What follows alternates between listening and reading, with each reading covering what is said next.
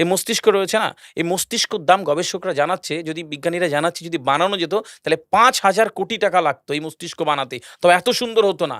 এই মস্তিষ্ক চালাতে যে বিদ্যুৎ লাগে এটাকে ২,০০০ কোটি কিলো ওয়াট বিদ্যুৎ লাগে। একটা মস্তিষ্ক পুরো বাংলাদেশ চলে যাবে, আর কিছু বিদ্যুৎ বাইরের দেশে বিক্রি করে এই দেশ টাকা রোজগার করতে পারে। এই আপনি চিন্তা করেন যে শিরোপশির এগুলো, একটা তারের হেডফোনকে পকেটে দেবেন আর বের করবেন, দেখবেন ছাড়াতে হচ্ছে, তাই না? জুড়ি যায় না?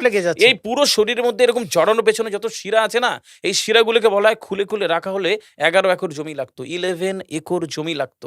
কেন ইমাজিন আমাদের মধ্যে কি রয়েছে? পুরো শরীরে ৬৫০টা মাংসপেশি রয়েছে, যা ইনস্ট্রাকশন দেবেন ও তাই করবে। আজকে একবার ভেবে নেন না, কাল একটা বাইক কিনবেন, হন্ডা কিনবেন, আপনি বাইরে বেরোবেন দেখবেন সব বাইকের দিকে নজর যাবে। এই বাইকটা ভালো, এটা সুন্দর, মাইলেজ ভালো, কোনটা ভালো, কি দেখবো? যতক্ষণ না কিনবেন মস্তিষ্ক আপনাকে ছাড়বে না, ও চিন্তা করতে থাকবে। ঠিক সেরকম একটা কমেন্ট যখন দিয়ে দেবেন, এই মস্তিষ্ক আপনাকে ওই কাজে এগিয়ে নিয়ে যাবে।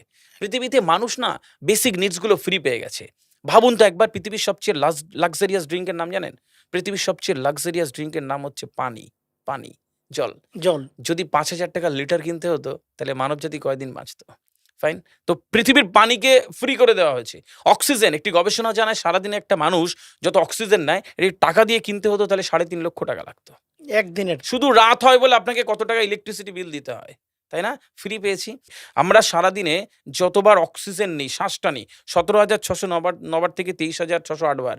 এই যার একবার দমের কষ্ট সে জানে একবার শ্বাস নিতে কত কষ্ট। তাহলে বেসিক নিডস গুলো তো ফ্রি, আর বাকি জিনিস আল্লাহ সুবহানাহু ওয়া তাআলা দিয়ে দিয়েছে। আপনার আর আমার জন্মের সময় সব দিয়েছে, একটা উইল পাওয়ার ঢুকিয়ে দিয়েছে, যেটাকে বাংলা ইচ্ছা শক্তি বলে। এই ইচ্ছা শক্তির বলে আপনি এখান থেকে বেরিয়ে কালো বলে চুরি ধরতে পারেন, আবার অভুক্ত মানুষকে একবেলা খাওয়াতে পারেন। এই দুটোর জন্য আপনার বিচার হবে আর আপনার জীবন একদিকে যাবে। বুঝতে পারে, ফিল করতে হয় কেন দেওয়া হয়েছে। আমরা বেশিরভাগ মানুষ দেখবেন নামাজে দাঁড়ানোর সময় যে কোনো একটা ঘেমো গন্ধওয়ালা পোশাক পরে নামাজে দাঁড়াই। বিয়ে বাড়ি যাচ্ছি হেভি ফিটফাট করে। কখনো এটা ভেবে নামাজে দাঁড়ায়নি যে আল্লাহ সুবহানাহু ওয়া তাআলার সামনে দাঁড়াচ্ছি, যিনি আমাকে সৃষ্টি করেছেন, আমার রবের সামনে দাঁড়াচ্ছি। এই ফিলটা হয় না। আমি সিজদায় গিয়ে বলি সুবহানা রাব্বিয়াল আলা, ও ঢাকায় নামাজ পড়ছি আর ঢাকুরিয়াতে রয়েছে আমার মন, কেন মানে বুঝি না। আমার তাকবীরে তাহারিমা করি আল্লাহু আকবার, আল্লাহ সর্বশ্রেষ্ঠ, ফিল করি না।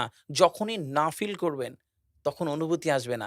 সূরা জুমার আয়াত নাম্বার ৯, খুব সম্ভবত আল্লাহ সুবহানাহু ওয়া তাআলা কোরআনে বলছে যে জানে আর সে জানে না, দুটো ব্যক্তি এক হতে পারে না।